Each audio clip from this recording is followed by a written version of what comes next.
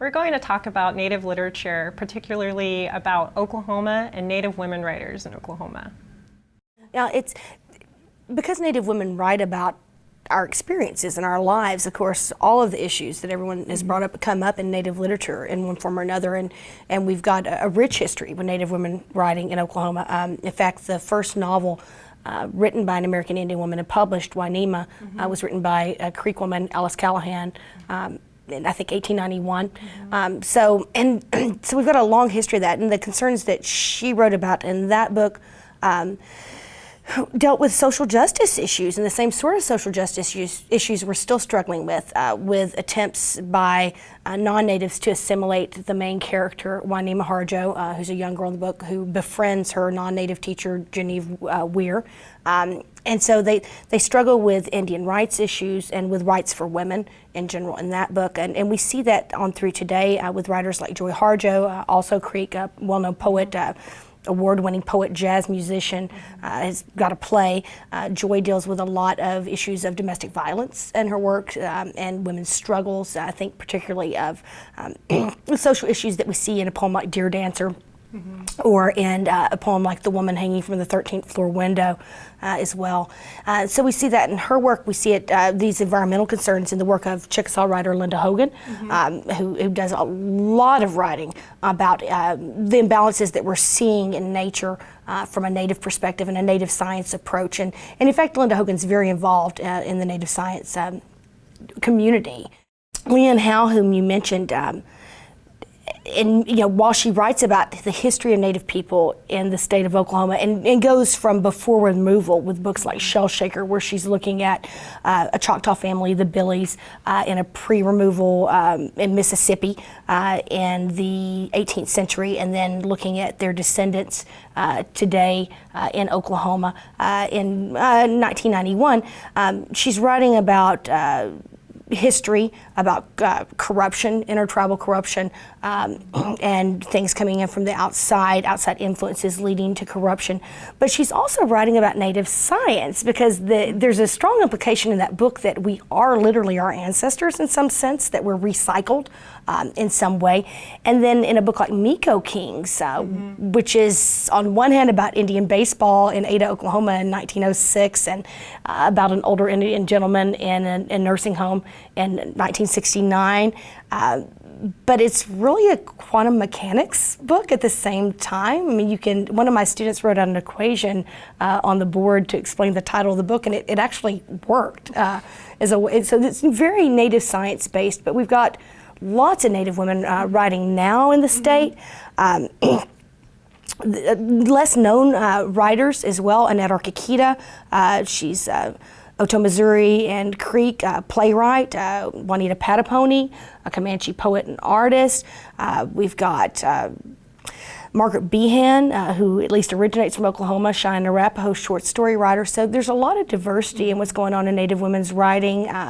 And some of that stuff is coming out of small presses, not necessarily here in Oklahoma.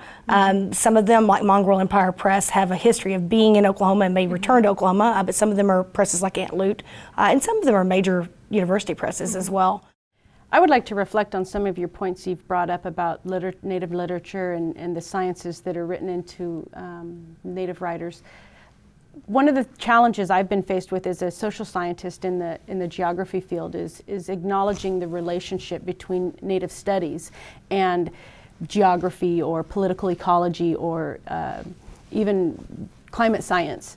And I've been trying to show this relationship that between the two that has been historically considered anecdotal, but in the reality these are real stories. These are experiences. These are relationships between people written about and documented. And it's really nice that these science journals have often relegated these experiences of place to Native studies, and it's been kind of kept in the closet as a program or instead of the respect it deserves. And because of academic journals like Wakasasaw, American Indian Culture and Research Journal, American Indian Law Quarterly, and it's given Natives an opportunity to submit to the Academy these science-based stories and connect them. And I'm really advocating as a social scientist to push these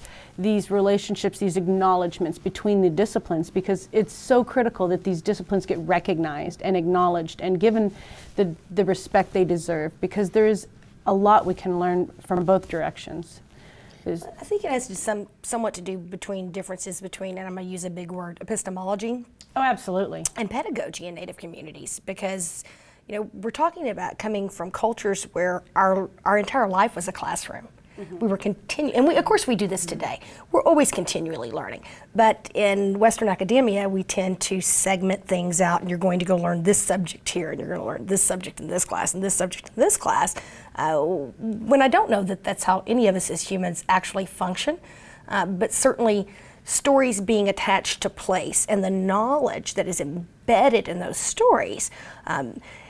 We've got at least 30,000 years worth of culture and history and stories and knowledge, at least maybe 70,000, depending on which scholars you talk to, that's largely unexplored by Western academia here. I think it was Jose Marti. Jose Marti said, why do we study the Greece and Rome that are not ours instead of the Greece and Rome that are?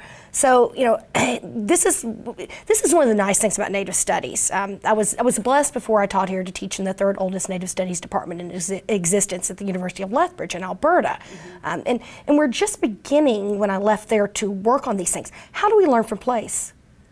How do we learn from place? And that's the nice thing about Native Studies programs and departments, because we can work together across the disciplines, not just students, but also instructors and scholars, because that's the kind of work that we could all be doing collaboratively. What knowledge about Native laws, what knowledge about, and when we think about laws, we're thinking about things differently, because we don't even know that these English terms are actually even appropriate for what we're describing about our own cultural ways and histories here.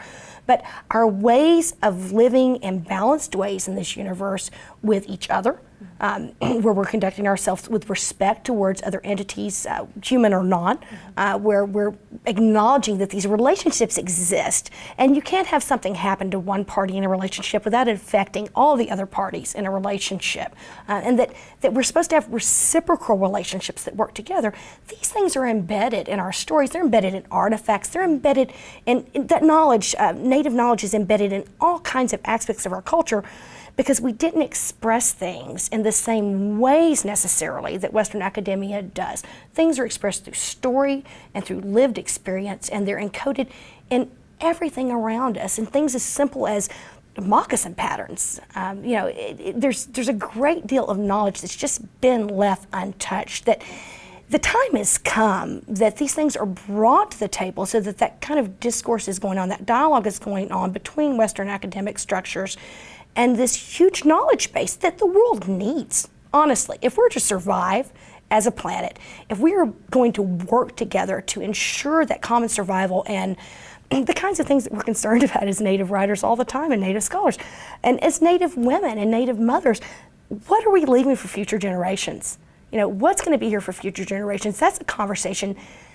The time has come that we've got to have it. We've got to have it, or we're missing a moment here to affect the future and create a better place and a sustainable place for all of us. Well, part of that requires creating a place for Native students to be in these other disciplines. And that's one of the challenges that, I'm sure you'll speak to quite clearly, is that there's, for me coming from Haskell, where the education environment is indigenized and decolonized, and then to come to the University of Oklahoma, where they're putting me back into the box and trying to relineate me, it's been a challenge. But so we need to make sure we create these spaces for Native students to transition into these multidisciplinary areas, so that we can infuse our indigenuity into these areas. Well, and non-Native students as well, I would think, because this isn't just knowledge that impacts Native people. Right.